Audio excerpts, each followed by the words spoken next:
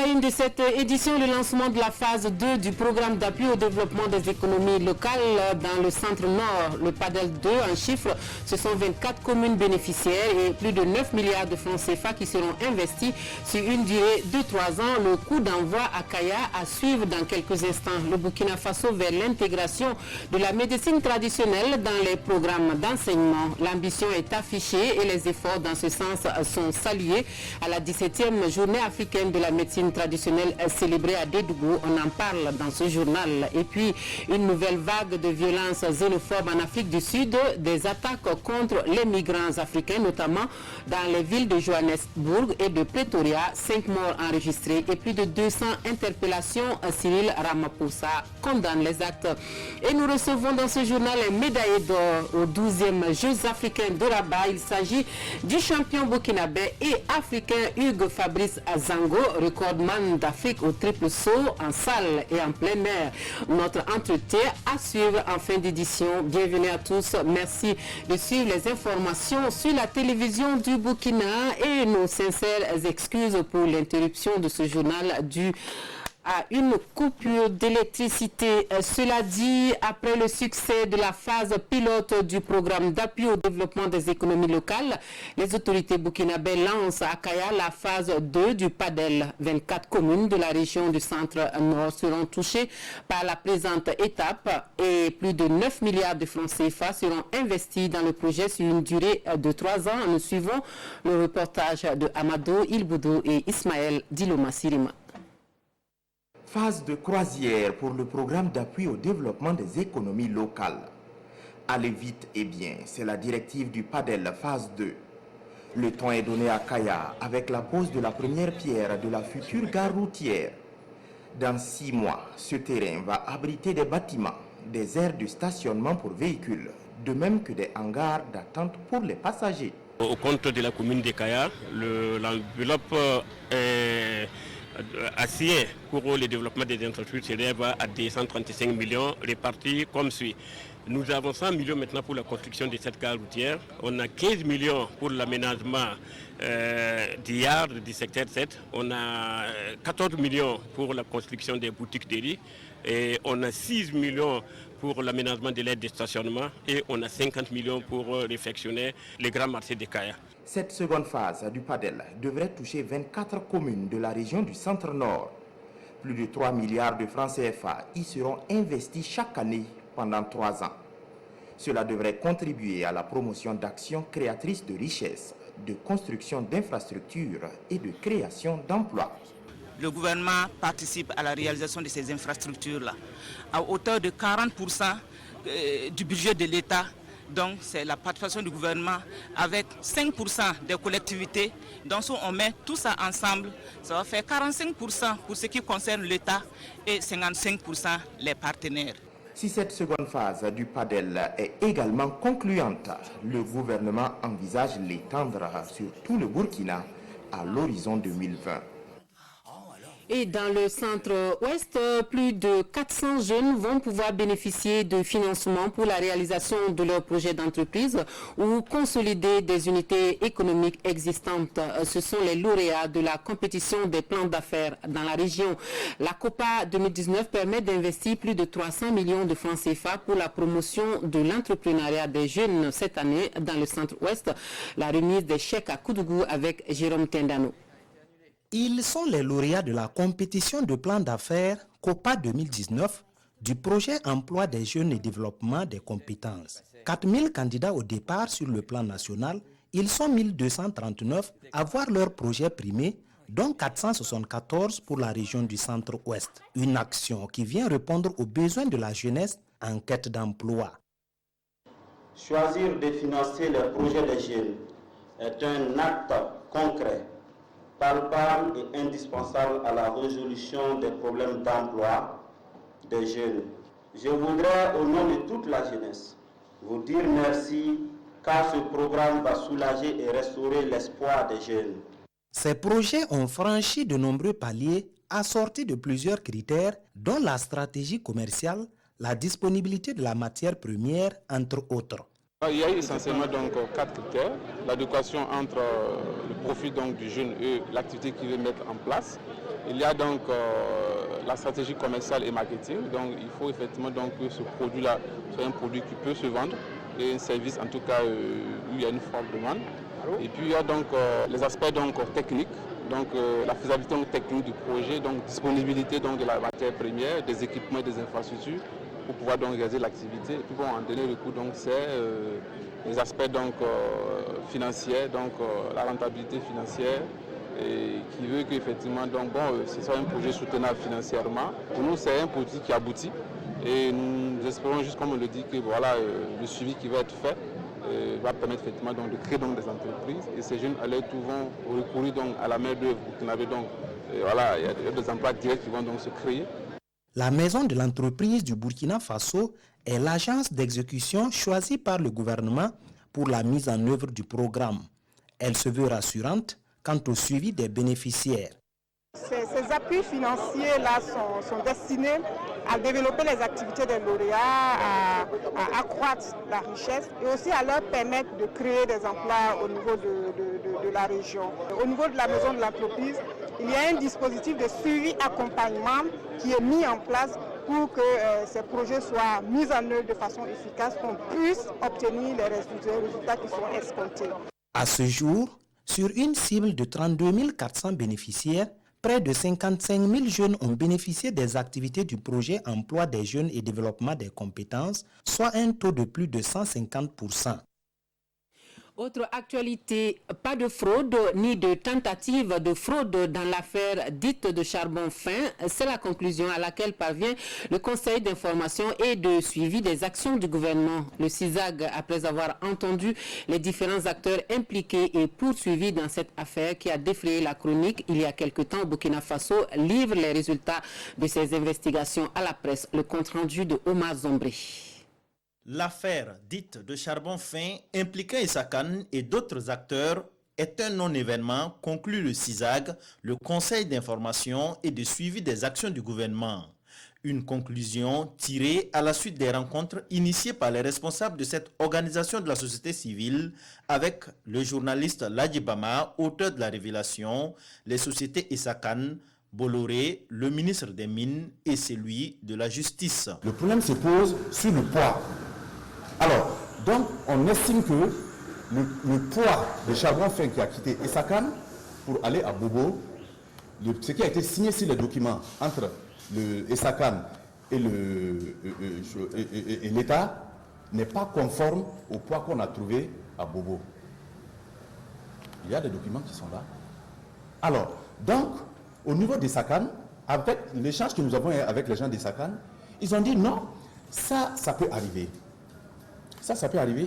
D'abord, il y a la question du poids. La balance que nous utilisons pour peser peut être défaillante, ou bien celle de Bobo peut être défaillante.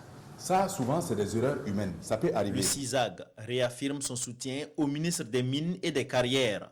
Pour Issaka Ouedraogo et ses camarades, Oumarou Idani est tout simplement victime de sa sincérité.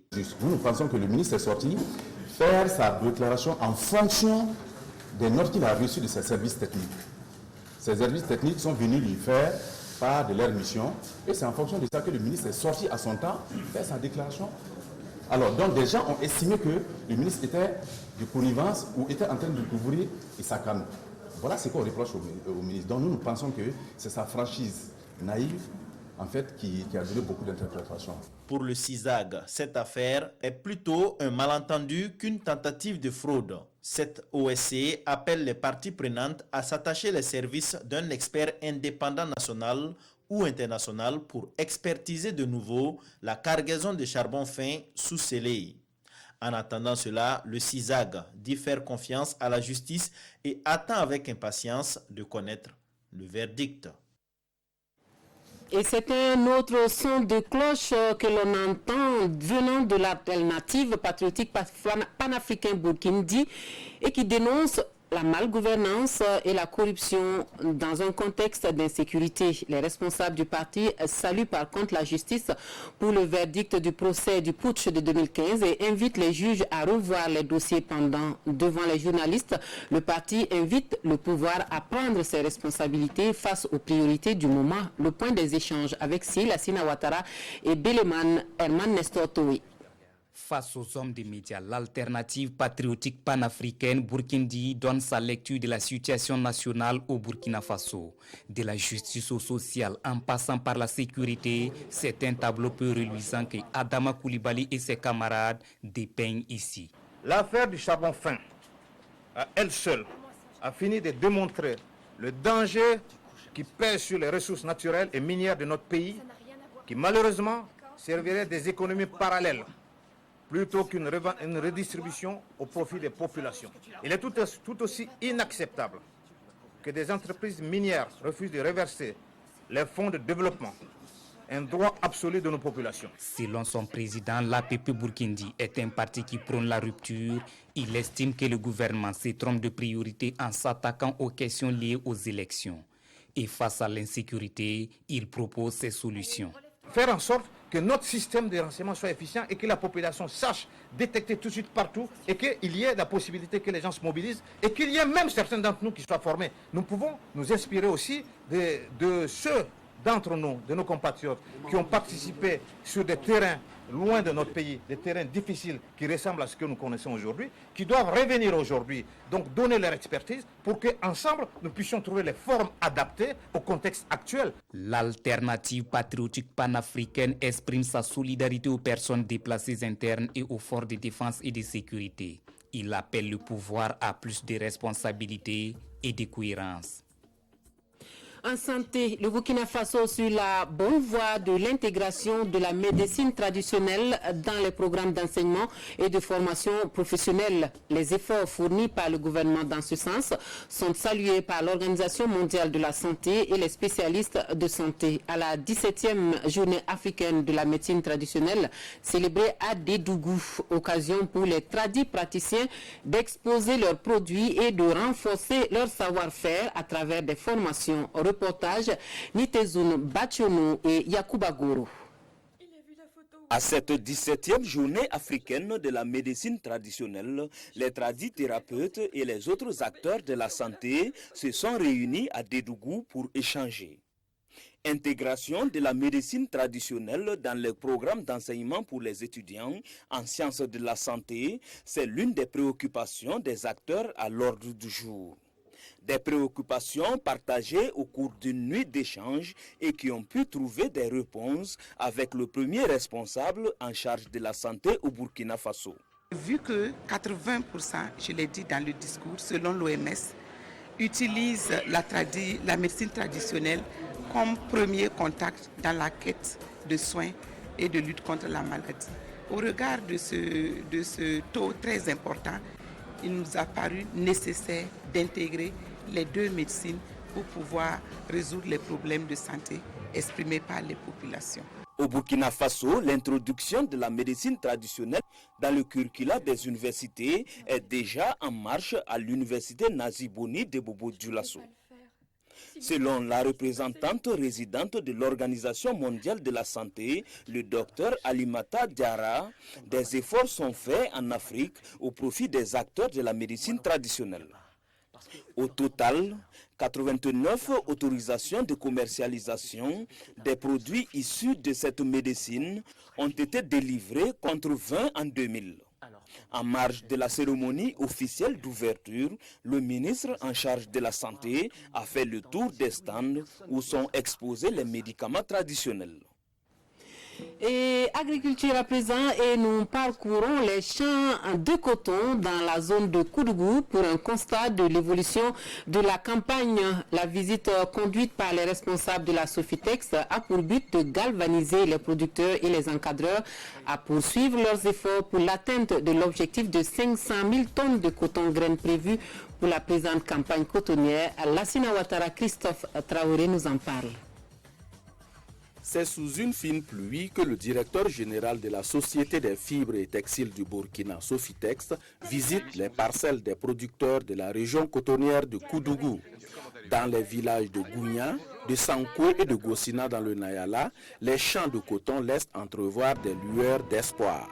Si les producteurs et le dispositif terrain de Sofitex arrivent main dans la main à assurer donc la protection phytosanitaire des cotonniers qui sont dans les parcelles des producteurs, il est clair que la récolte sera bonne. Mais il faut aussi que nous disions que nous avons besoin que les pluies se poursuivent. Cette année, la campagne est placée sous le sceau de la relance durable de la production cotonnière au Burkina. Productrices et producteurs entendent jouer leur part. Pour que tu réussisses dans la production du coton et qu'à l'hectare tu obtiennes 1,5 tonne ou 2 tonnes, il faut suivre les traitements correctement. Si tu constates la présence des chenilles, il faut y prendre aussitôt. Si tu négliges cela, tu regretteras à la récolte.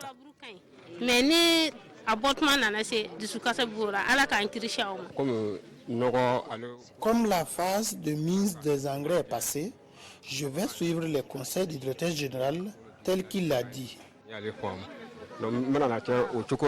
À cause de l'installation tardive des pluies, sur une prévision de 40 000 hectares, ce sont 34 000 qui sont emblavés dans la région cotonnière de Koudougou. Et l'avenir du fleuve Moon en question à Ouagadougou. Le principal cours d'eau du Burkina Faso est au cœur d'un projet d'aménagement dont l'objectif est de booster l'apport du fleuve au développement socio-économique. Une étude menée sur le sujet permet de faire des propositions que le comité interministériel devrait valider. Reportage Roger Kam, Nathalie Savadougou. Sauver le fleuve Moon, c'est la vision du gouvernement burkinabé. Principal cours d'eau du pays, ce fleuve rencontre aujourd'hui de nombreuses difficultés. Des difficultés liées non seulement à la dégradation de l'écosystème de ces berges dues aux effets climatiques, mais aussi et surtout aux mauvaises pratiques agricoles menées aux abords de ce fleuve. C'est pourquoi les membres du comité technique interministériel d'appui à la réalisation des études d'aménagement du fleuve Moon échangent ensemble ici pour trouver des pistes de solutions. Le ministère a opté pour mettre en place un comité technique interministériel afin de mobiliser, disons, une large concertation de tous les départements ministériels autour de cette étude. C'est cette première rencontre aujourd'hui qui se tient autour des études de base que le consultant a proposées. L'objectif, c'est d'apprécier effectivement les conclusions du diagnostic du fleuve qui a été fait et de voir s'il y a des propositions pertinentes ou des recommandations qu'on peut faire en vue de finaliser l'étude.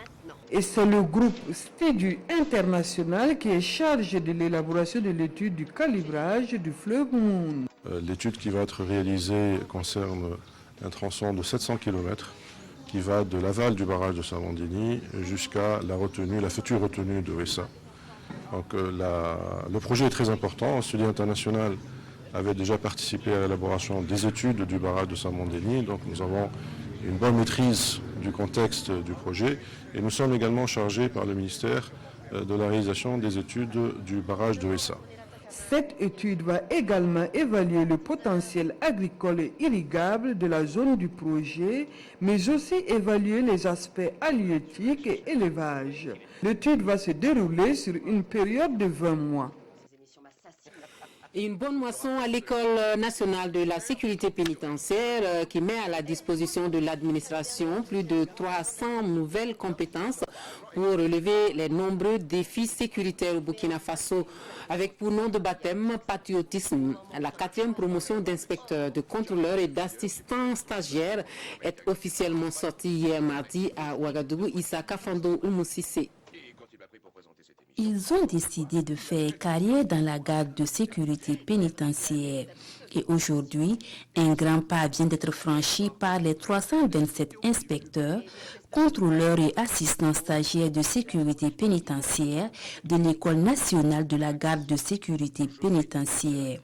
Avec ce port des épaulettes, ils sont déclarés aptes à accomplir leur mission après 2 ans de formation. Tu dois toujours te rappeler qu'en tant que soldat, tu es engagé à défendre en tout temps et en tout lieu les intérêts vitaux du Burkina Faso, même au péril de ta vie. Donc pour cela, j'exhorte mes collègues à se mettre au travail et à soutenir notre cher Burkina Faso. D'où leur nom de baptême patriotisme. Et cette sortie officielle de la 4e promotion se tient sous le thème formation professionnelle des personnels de la garde de sécurité pénitentiaire et défis sécuritaires. Ce sont des élèves de la sécurité pénitentiaire. Aujourd'hui, la sécurité pénitentiaire va au-delà de la sécurisation des maisons d'arrêt et de correction. Ils participent à la lutte contre le banditisme et contre l'insécurité. Et vous savez que nous vivons une situation difficile due donc au terrorisme. Et donc ce nom témoigne leur engagement à se battre aux côtés des autres forces de défense et de sécurité pour lutter contre donc ce fléau. Et le parrain Jérôme Traoré, ancien ministre de la Justice, d'inviter ses fioles à être de bons exemples pour les promotions futures et à toujours travailler dans le respect des droits des détenus. Nous retrouvons notre invité pour la page entretien de notre journal, Yves Fabrice Zango, le champion burkinabé et africain aux 12e Jeux africains de Rabat. Vous revenez donc avec une médaille d'or de ces Jeux africains de Rabat. Est-ce un objectif pour vous que vous avez atteint, étant donné que finalement c'est la seule médaille qui vous manquait? Effectivement, c'est un objectif que j'ai bel et bien atteint. Et c'était effectivement la dernière chose qui me manquait sur le plan africain. Donc maintenant, je peux dire que mon palmarès au plan africain est complet. Et comment vous vous sentez alors? Très fier. Bon, déjà, c'est de la fierté, mais surtout un soulagement parce que beaucoup de personnes m'attendaient à ces 12e Jeux africains là. Et franchement, lorsque j'ai fini le concours et que j'étais premier, j'ai dit ouf. Et après maintenant, la joie est montée et puis j'ai fêté.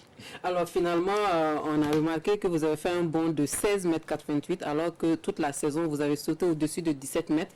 Qu'est-ce qui explique cette performance moyenne à Rabat? Alors la performance moyenne peut être expliquée par plusieurs éléments. Déjà, je suis arrivé un peu en retard à Rabat. Bon, mais ça, c'était moi qui avais choisi parce que j'avais d'autres compétitions tout aussi importantes, on va dire, pour justement poser mon pied sur la scène mondiale, en fait. Donc, il y avait des compétitions assez importantes pour moi. Et justement, entre une dernière compétition et Rabat que j'ai faite, bon, il n'y avait que 2 jours de repos. Et forcément, ça a un peu empiété justement sur la performance à Rabat. Mais sinon, je pense qu'on a fait le nécessaire pour gagner à Rabat. Okay. Ouais. Alors, votre discipline, on le rappelle, c'est le triple saut en salle et en plein air. C'est ça. Vous êtes qualifié donc pour le Diamond League dans 2 jours, donc le 6 septembre. Et qu'est-ce qui explique votre présence à Ouaga en ce moment, puisqu'on sait que Fabrice Zango s'entraîne en France? Qu'est-ce que vous faites ici alors que vous êtes à 2 jours de cette compétition importante à Bruxelles? Alors, en fait, il y a eu un petit problème de papier qui m'a fait passer par Ouaga, mais dès ce soir, je rejoindrai Bruxelles. Ok, et sinon, il y a la finale de cette Diamond League-là et le championnat du monde de Doha. Quelles sont vos ambitions pour ces compétitions-là où les meilleurs sont attendus?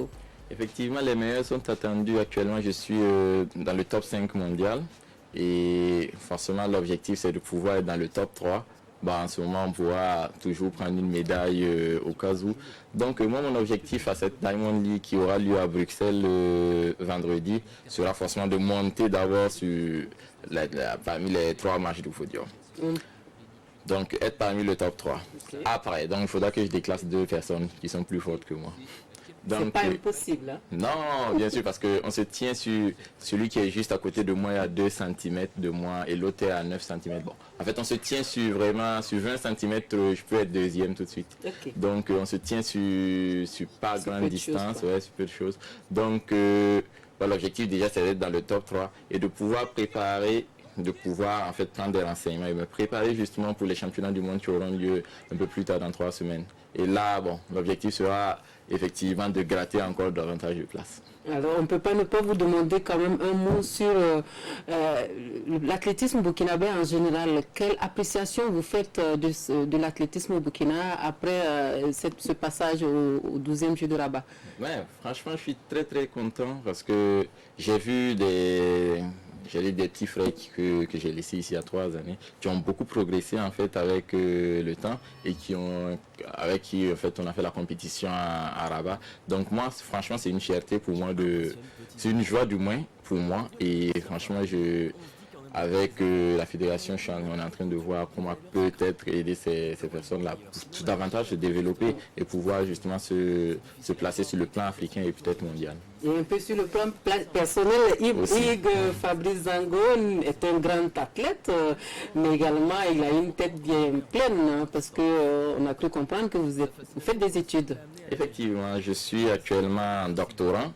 Donc première année que je viens d'achever, doctorant première année en génie électrique, du côté de la France là-bas. Donc il me reste 2 années pour achever mon doctorat et bien sûr essayer d'être maître de conférence, peut-être revenir au Burkina Faso pour enseigner justement ces matières techniques qui sont le génie électrique. Ok, un grand athlète qui a une tête bien pleine, nous vous souhaitons tout le meilleur en tout cas pour la suite. Merci beaucoup. Et actualité de chez nous, le calme précaire en Afrique du Sud après la nouvelle vague de violences xénophobes. Les migrants sont une fois de plus pris pour cible, notamment dans les villes de Johannesburg et de Pretoria. On compte environ 5 morts. Le président Cyril Ramaphosa condamne ces attaques contre la diaspora. Dans le township d'Alexandra à Johannesburg, alors que les pompiers éteignent les dernières flammes, les commerçants sont sous le choc.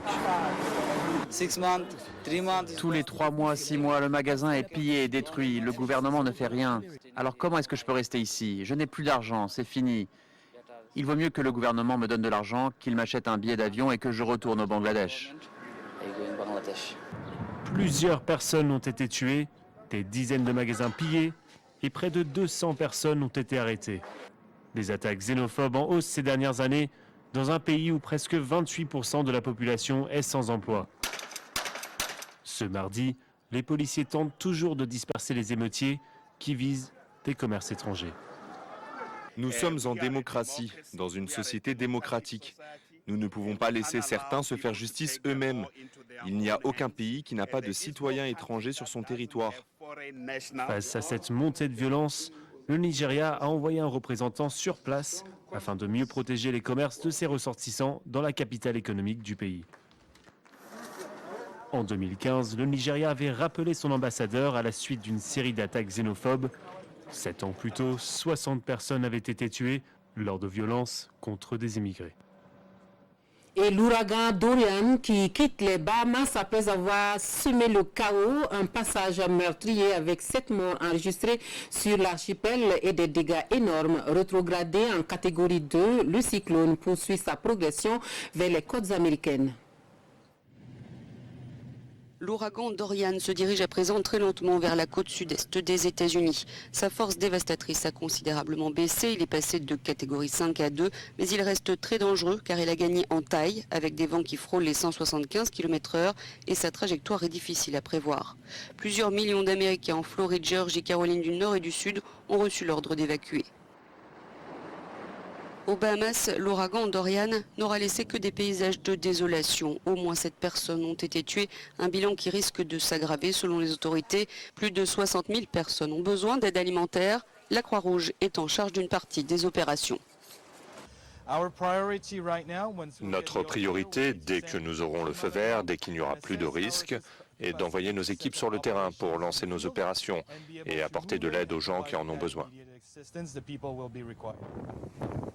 Les disparus se compteraient par centaines. La nuit dernière, sur un réseau social, le journal AO News Bahamas a invité tous ceux qui le pouvaient à donner les noms de personnes portées disparues et récolté 1600 réponses en quelques heures. Quotidien burkinabé indigné face aux violences xénophobes en Afrique du Sud. Une situation pas à l'honneur de la nation arc-en-ciel. La revue de presse avec Vincent Kindrebogo. Xénophobie en Afrique du Sud, cette tâche qui enlaidit la nation arc-en-ciel, titre l'Observateur Palga. Depuis dimanche, dans ce pays, on assiste à des scènes d'un autre âge, avec des pillages et des incendies de commerce appartenant à des étrangers. Et le journal se désole du manque de fermeté des autorités sud-africaines qui font la politique de l'autruche face aux violences qui ont occasionné des morts. Et que dire du silence de l'Union africaine qui devrait donner de la voix et condamner cette furie, s'interroge l'Obs, surtout que ce n'est pas la première fois que ça arrive. Pour le pays, c'est une insulte à la mémoire de Madiba, le pays qui rappelle que pareils événements s'étaient produits en 2008 avec une soixantaine de morts à la clé. Comportement indigne de la nation arc-en-ciel qui met à mal l'image d'un pays qui devrait être le melting pot africain. Pas d'excuse pour ceux qui estiment que les étrangers sont la cause de leur malheur. Ils devraient plutôt se demander s'ils ont fait eux-mêmes les efforts nécessaires pour gagner leur vie, écrit le pays. Madiba doit se retourner dans sa tombe, renchérit aujourd'hui au Faso. Les compatriotes de Cyril Ramaphosa ont trouvé un salace raccourci pour expliquer leur incapacité à faire face à la crise économique. Des bandes criminelles dissimulées dans les rangs des vandalistes surfent sur la vague xénophobe pour gorger leurs affaires inavouables. Et pour aujourd'hui au Faso, ce spectacle n'est pas à l'honneur de l'Afrique du Sud et il est temps de mettre le holà. Et c'est la fin des actualités sur la télévision du Burkina. Merci de nous avoir suivis. Excellente suite de programme.